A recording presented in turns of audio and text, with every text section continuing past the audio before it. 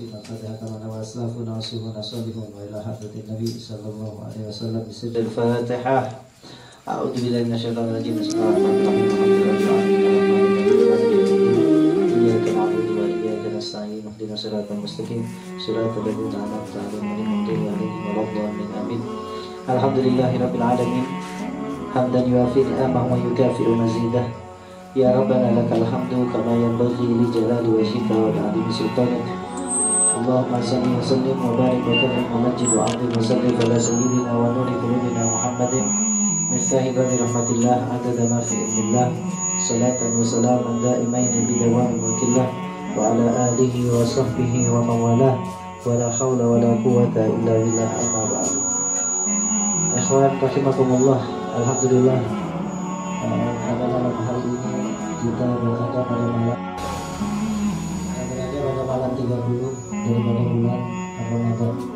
Semoga Allah Subhanahu wa taala senantiasa menerima amal ibadah kita 1 bulan penuh kemarin, sehingga akan menjadi perantara bagi kita untuk kembali menjadi seseorang yang bersih di mata Allah, bersih di mata Rasulullah Sallallahu Alaihi Wasallam. Dalam kesempatan pada malam hari ini kita akan sedikit membahas tentang persiapan kita untuk menghadapi Idul Fitri.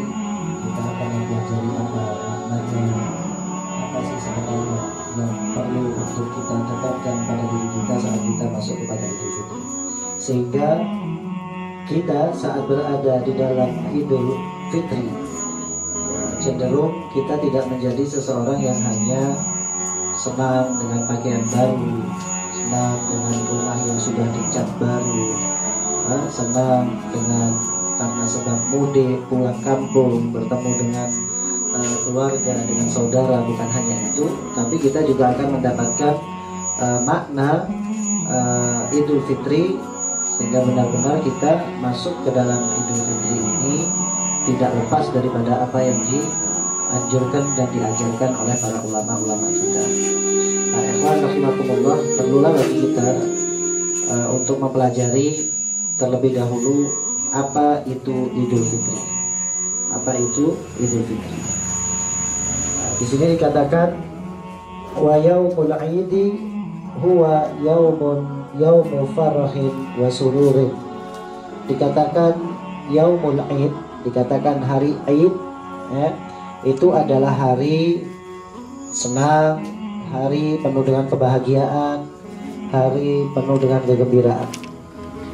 Dikatakan Idul Fitri. Wa afrahul mu'minin fi dunyahum wa ukhrahum innama hiya bi fadli maulahum kama qala ta'ala qul bi fadlillah wa bi rahmatihi fabidzalika falyafrahu. Sedangkan senangnya seorang mukmin itu adalah saat dia itu sesuai dengan apa yang disabdakan, difirmankan oleh Allah Subhanahu wa taala di dalam Al-Qur'an. Allah Ta'ala mengatakan di dalam Al-Quran kepada Nabi Muhammad Sallallahu Alaihi Wasallam, Qul bifadlillah, katakan hai Muhammad dengan fadl dari Allah, dengan anugerah dari Allah, dengan kelebihan yang diberikan oleh Allah Ta'ala, dan dengan sebab rahmat dari Allah Ta'ala. Dengan sebab keduanya itu hendaknya kalian itu berbahagia. Nah, di sini karena sebab fadl, karena sebab rahmat yang diberikan oleh Allah Subhanahu wa taala, kita dianjurkan untuk berbahagia. Sehingga Yaumul Id, hari Id ini sangat besar kaitannya dengan fadl dan rahmat, dengan kelebihan yang diberikan oleh Allah Ta'ala, tambahan yang diberikan Allah, anugerah yang diberikan Allah, kemudian rahmat yang diberikan Allah, sehingga kita dianjurkan untuk berbahagia. Makanya dikatakan Idul Fitri. Tapi sebagian ulama mengatakan diambil dari asal katanya. Id itu diambil dari kata ada ya'udu, yang artinya kembali. Maksudnya apa? Audah, ya kembali. Kembali kepada apa? Kembali kepada masa dalam keadaan diridhoi oleh Allah Subhanahu wa taala. Karena manusia semuanya asal muasalnya sejak dia dilahirkan oleh Allah Subhanahu wa taala itu dia dalam keadaan diridhoi, dalam keadaan suci, dalam keadaan bersih, dalam keadaan dicintai oleh Allah Subhanahu wa ta'ala. Tapi atas dasar manusia, karena memang dasar manusia sudah dalam keadaan dirahmati, disayangi, dicintai oleh Allah Ta'ala, namun dia mencacati keadaannya, sehingga Allah Ta'ala tidak lagi kunjung mencintai dia, tidak lagi mencintai dia, tidak lagi mengasihi dia, tidak lagi merahmati dia. Nah, sehingga ketika seseorang muslim masuk kepada Idul Fitri, dalam artian apa? Dia kembali lagi disayang oleh Allah Ta'ala, kembali lagi dicinta oleh Allah, kembali lagi dirahmati oleh Allah, kembali lagi diberikan keutamaan oleh Allah Subhanahu wa ta'ala, kembali lagi menjadi fitrah, menjadi suci. Nah, perlu kita ingat, pertanyaannya, apakah kita nanti saat masuk ke Idul Fitri esok ini, lusa kita masuk ke Idul Fitri, apakah benar kita ini termasuk seseorang yang benar-benar kembali disayangi, diridhoi, dicintai oleh Allah Subhanahu wa ta'ala, ya? Sehingga sebenarnya yang paling pantas untuk berbahagia saat Idul Fitri adalah orang yang benar-benar dia itu selama 1 bulan kemarin dia memanfaatkan bulan Ramadan itu dengan tunduk dan patuh terhadap Allah, menjauh daripada apa yang dilarangkan oleh Allah Subhanahu wa ta'ala. Jadi siapapun muslimnya, siapapun mukminnya, sejak masuk kepada awal Ramadan sampai besok malam Id, kemudian dia selama itu tidak bermaksiat kepada Allah, bertakwa kepada Allah, jauh daripada apa yang dilarangkan oleh Allah, maka pantas bagi dia untuk Idul Fitri, pantas untuk dia berbahagia di hari raya. Kenapa demikian? Dia adalah seseorang yang benar-benar kembali mendapatkan rahmat dan ridhonya Allah Subhanahu wa ta'ala. Jadi kebalikannya, mafhum mukhalafahnya, kebalikannya, ketika seseorang itu sebulan penuh dia tidak taat, sebulan penuh dia tidak bertakwa kepada Allah Ta'ala, maka tidak sepantasnya bagi dia untuk merayakan Idul Fitri. Maka tidak sepantasnya bagi dia untuk berbahagia di Idul Fitri. Kenapa begitu? Lalu gak puasa, gak sholat, gak terawih, gak ibadah, gak baca Quran, malah dia bermaksiat, menghiasi Ramadannya dengan maksiat. Kalau sudah waktunya hari raya kok berbahagia? Kenapa?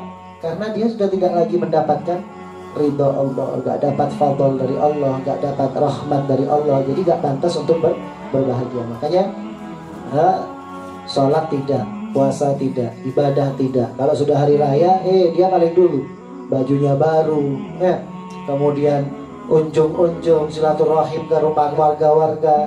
Dia siapa? Dia gak pantas untuk berbahagia. Kenapa demikian? Karena dia menghiasi Ramadannya tidak penuh dengan ibadah kepada Allah Subhanahu wa ta'ala. Dan ini kenapa diadakan Idul Fitri itu? Karena memang Allah Ta'ala memastikan siapa orang yang memang bertakwa selama bulan suci Ramadan, maka keluar dari bulan suci Ramadan dia sudah diampuni dosanya oleh Allah Subhanahu wa ta'ala. Ya, maka asal mula kalimat ini memang diambil dari kata ada ya'udu, kembali.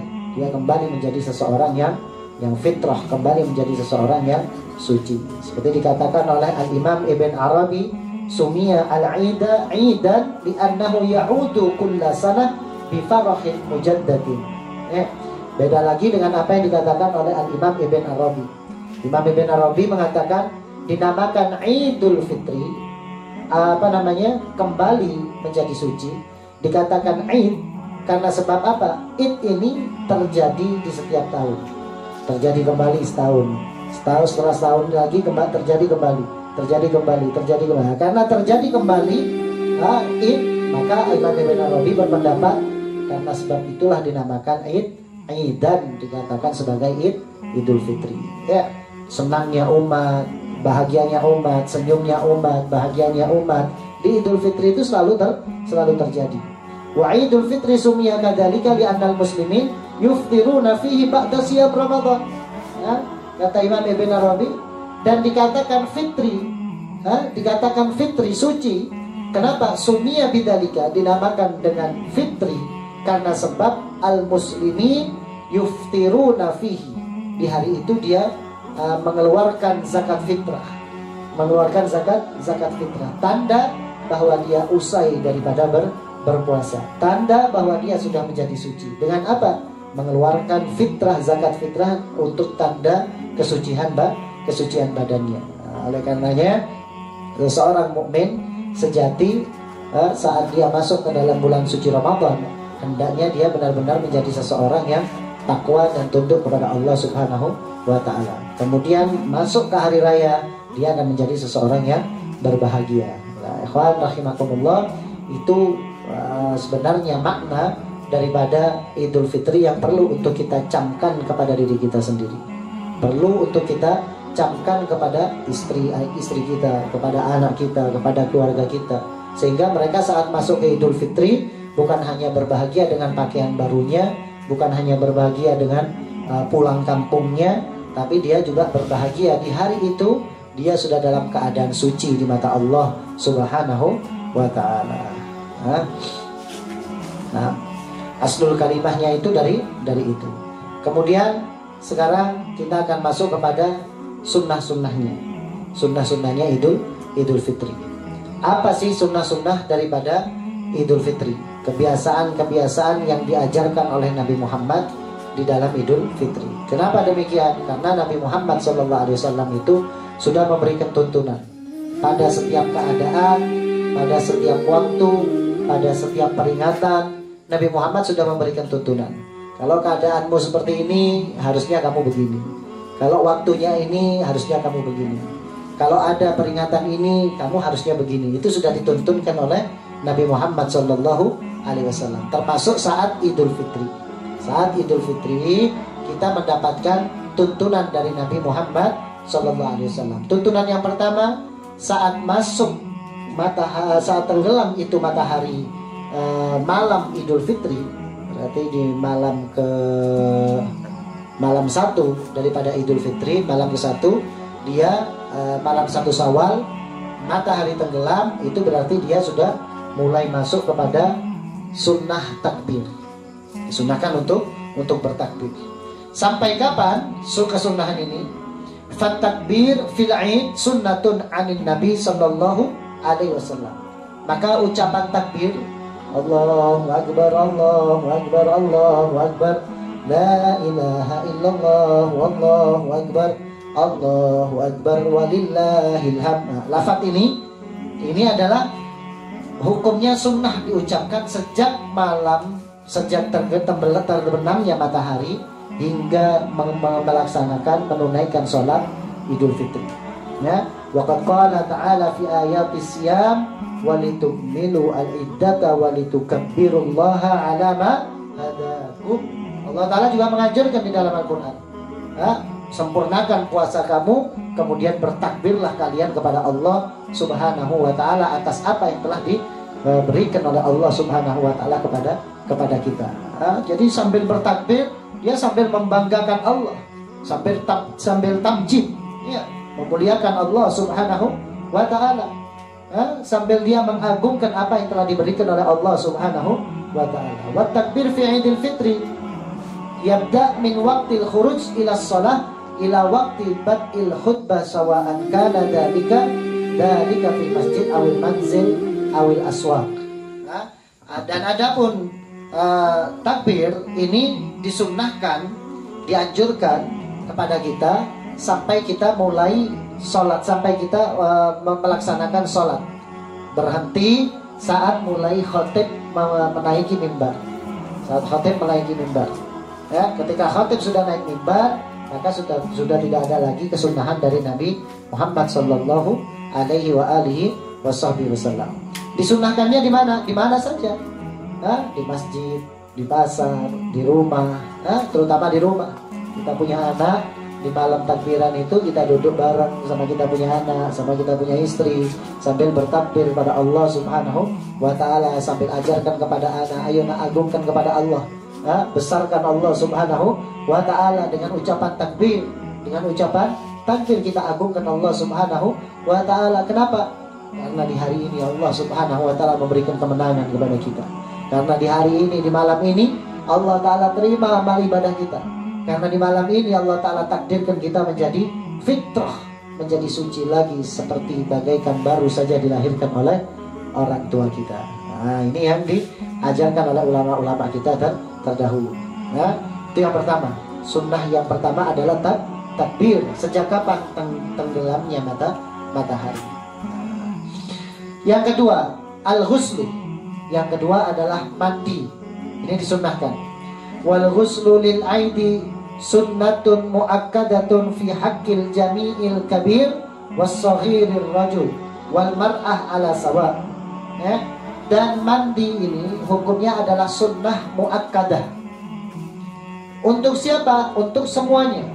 Baik besar, kecil, laki-laki, perempuan, semuanya mendapatkan kesunahan. Jadi kalau sudah waktunya Idul Fitri, pagi hari sebelum kita sholat, kita ajarkan istri mandi, niat mandi mandi sunnah untuk menghadapi Idul Fitri. Anak juga begitu. Kalau misalkan anaknya masih bayi, dimandikan anak kita bayi, niat untuk apa? Memandikan anak kita dalam rangka sunnah Idul Fitri. Nah, wa yajuzu al-ghuslu lil 'aid qabla al-fajr fil ashah ala khilafi ghuslil jum'ah. Dan disunnahkan, diperbolehkan mandi id ini kalau memang nggak mau mandi setelah fajar, boleh untuk mandi sebelum fajar subuh. Sebelum subuh boleh mandi dia untuk niat id, untuk niat id. Nah, beda dengan sholat Jumat. Kalau sholat Jumat itu baru disunnahkan mandi sunnah Jumat setelah munculnya fajar Jumat, setelah munculnya matahari Jumat. Tapi kalau untuk id, sebagian ulama ada yang mengatakan boleh untuk mandi sejak sebelum subuh. Sebelum subuh dia mandi, diniatkan untuk sholat, diniatkan untuk mandi Idul Fitri. Ya, itu disunnahkan. Ja'a fi kitabil Mughni li Ibn Qudamah al-Hanbali yustahabbu an yatatahhar bil ghusli lil 'aid wa kana Ibnu Umar yaghtasilu yaumal fitri. Rawa Ibnu Abbas anna Rasul sallallahu alaihi wasallam kana yaghtasilu yaumal fitri wal adha. Telah datang di dalam kitab Mughni karya daripada Ibn Qudamah bahwasanya disunnahkan untuk ayyatatahhara bil ghusli lil 'aid, untuk dia itu bersuci mandi dalam menghadapi Idul Fitri. Ya, wa kana Ibn Umar, Sayyidina Abdullah Ibn Umar yaghtasilu yaumal fitri. Beliau mandinya, Abdullah Ibn Umar, putra daripada Sayyidina Umar Ibn Khattab, beliau mandinya di saat hari Idul Fitrinya. Ya, diriwayatkan oleh Ibn Abbas bahwasanya Nabi SAW mandinya tepat di hari Idul Fitrinya. Berarti setelah sholat subuh, Nabi SAW sudah mulai mandi untuk Idul Fitri. Wa ruwiya aidan anna Nabiy sallallahu alaihi wasallam qala fi jam'atin minal jam'i inna hadha yawmun ja'alahu Allahu 'idan lil muslimin faghtasilu wa man kana indahu tibun fala yadurruhu ayyamassa minhu wa 'alaikum bisiwak. Nabi dalam riwayat lain juga pernah mengatakan bahwasanya Nabi sallallahu alaihi wasallam pernah berkata kepada satu perkumpulan yang banyak. Nabi sambil berkata tepat di hari raya, hari ini adalah hari Idul Fitri, ya, disunnahkan kepada hendaknya kalian itu mandi. Dan barang siapa orangnya yang punya minyak wangi, punya tib, punya minyak wangi, hendaknya dia menyentuhnya, memakainya untuk anggota tubuhnya, untuk badannya, karena yang seperti itu tidak berbahaya bagi dia. Maksudnya disunnahkan. Wa alaikum bisiwak, dan jangan tinggalkan yang namanya siwak. Berarti di dalam mandi sendiri itu ada juga kesunahan. Setelah mandi dia disunnahkan pakai minyak wangi badannya, kemudian bawa siwak di sakunya. Ketika akan sholat pakai, keluar rumah pakai siwaknya, masuk masjid pakai siwaknya, takbir untuk bertakbir pakai siwaknya, mau sholat pakai siwak, usai sholat pakai siwak, sampai keluar pakai siwak. Itu disunnahkan oleh Nabi Muhammad SAW di Idul Fitri. Rawahu Ibnu Majah, diriwayatkan oleh Ibnu Majah. Wa yustahabbu ayyatanadhif wa yalbisa ahsana ma yajid wa yatatayyaba wa yatasawwaq. Dikatakan dalam riwayat Ibnu Majah disunnahkan untuk membersihkan badannya, kemudian memakai ahsan siap, memakai pakaian yang paling bagus, gak harus baru. Ini kadang orang yang keliru. Ya, Kak Rioyo anak Kak Kelambi anyar, gak hari raya kalau gak baju baru. Padahal yang disunnahkan adalah baju yang paling bagus yang kamu punya. Yang menurut kamu paling bagus di antara baju-baju yang ada di lemari, yaitu yang kita pakai di hari raya. Wa yatatayyab, dan menggunakan minyak wangi dan menggunakan siwak di hari Idul Fitri. Nah, itu sunnah yang kedua. Yang pertama tadi takbir, yang kedua mandi. Di dalam mandi ini ada sunnah usai mandi pakai minyak wangi dan membawa siwak. Ya. Kemudian yang ketiga, al-iftar qabla shalah. Iftar. Nah, iftar qabla shalah. Makan sebelum sholat Id. Beda dengan Idul Adha. Kalau Idul Adha itu disunnahkannya makan setelah menyembelih. Kan jangan diusahakan untuk yang pertama kali sampai ke perut kita adalah daging yang kita sembelih, itu disunnahkan untuk kita konsumsi. Ya.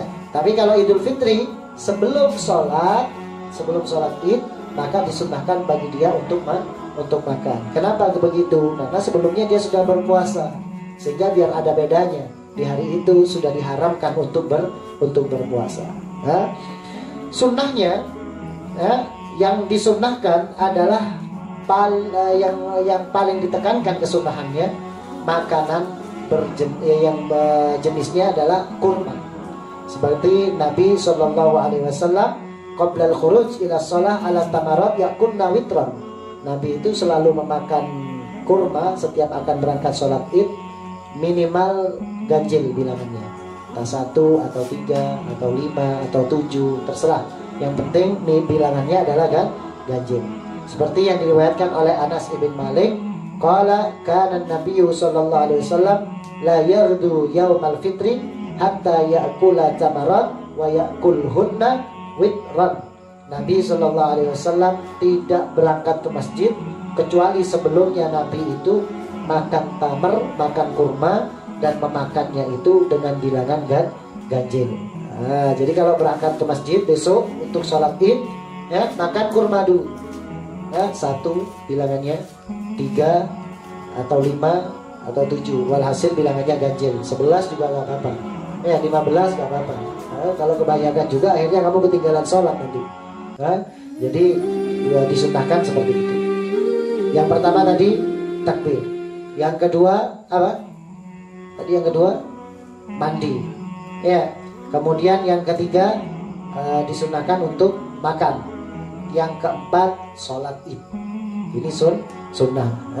Wa minas sunnah aidan yaumal Id ayyusharikal muslimin jami'an fi huduri salatil Id hatta walau lam yu'addil ba'dha shalah li wudu'i syar'i. Rawat Ummu Atiyah amarana Rasul sallallahu alaihi wasallam an nakhruja fil fitri wal adha al awatiq wal hayd wa dawatil khudur wa ammal hayd ya'tazilna as-salata wa yashhadna al-khair wa da'watal muslimin. Diriwayatkan oleh Sayyidina al-Imam Ummu Atiyah bahwasanya Nabi SAW dulu pernah memerintahkan kami untuk mengeluarkan budak-budak kami, maksudnya orang yang ada di dalam rumahnya, istrinya, anaknya, meskipun dia dalam keadaan haid. Tapi untuk yang sedang dalam keadaan haid tidak masuk ke dalam masjid. Disunnahkan bagi perempuan yang haid keluar rumah saat orang-orang sedang menunaikan sholat di masjid. Keluar rumah menyaksikan orang-orang muslimin yang sedang beribadah sholat Id. Ya, kemudian ketika sedang beramin, perempuan-perempuan yang sedang haid itu mengamini doa-doa mereka yang sedang sholat Id. Ya, itu yang disunnahkan oleh Nabi Sallallahu Alaihi Wasallam. At-tahni'ah bil Id. Sunnah berikutnya adalah mengucapkan tahni'ah, mengucapkan selamat. Selamat Idul Fitri, ya, mohon maaf lahir batin. Itu hukumnya adalah sunnah, itu bukan sensasi. Itu adalah sunnah. Kita ucapkan minal aidin wal faizin makbulin, ya. Dan semoga kamu termasuk orang yang kembali suci. Semoga Allah Ta'ala terima amal ibadah kamu, ya. Mohon maaf saya di lahir dan batin saya. Itu termasuk disunnahkan bagi kita saat masuk kepada hari raya Idul Fitri. Nah, itu sunnah-sunnah yang diajarkan oleh Nabi Muhammad Sallallahu Alaihi Wasallam di saat kita masuk kepada hari raya Idul Fitri.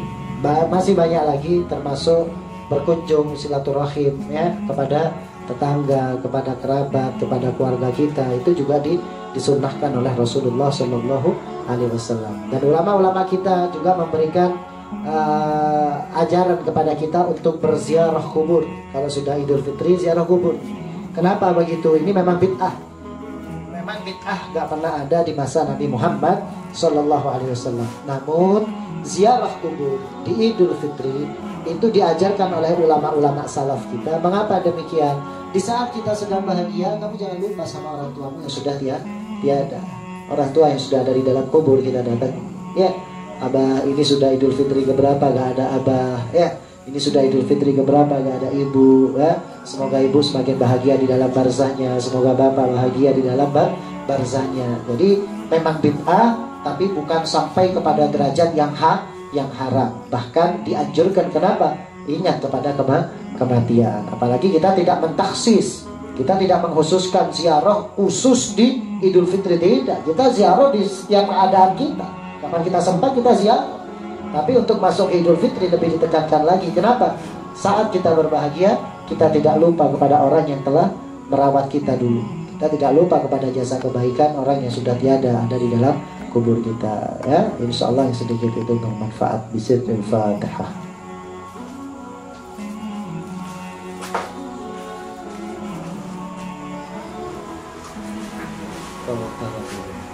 Ada pertanyaan? Gak ada. Kalau gak ada kita tutup langsung. Gak ada ya?